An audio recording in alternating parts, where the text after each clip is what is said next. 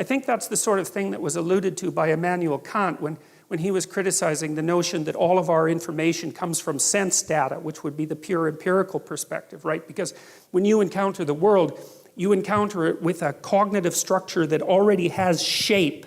And so it's already in you, this structure. And without that a priori structure, you wouldn't be able to take the formless potential and give it structure. And I think that's something, it's akin in some way to the idea of God the Father, and I'll try to develop that idea more. It's the notion that there's something in all of us that transcends all of us, that's deeply structural, that's part of this ancient, well, I would say evolutionary and cultural process that enables us to grapple with the formless potential and bring forth reality, roughly speaking.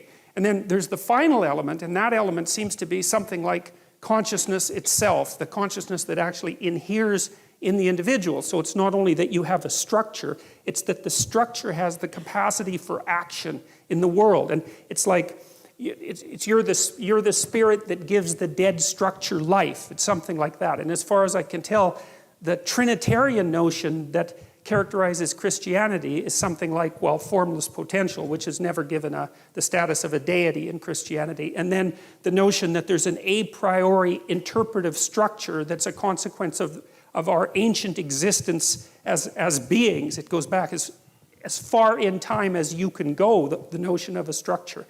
And then the idea of a consciousness that is the tool of that structure and that interacts with the world and gives it reality. And that's the Word, as far as I can tell. And so the notion is that there's a Father, and that's the structure, and there's a Son that's transcendent, that characterizes consciousness itself, and that it's the Son, the speaking of the Son, that is the active principle that turns chaos into order. And God, it's such a sophisticated idea as far as I'm concerned, because, well, there's something about it that's at least phenomenologically accurate, because you do have an interpretive structure and you couldn't understand anything without it. Your very body is an interpretive structure, right? It's been crafted over, let's say, 3 billion years of evolution.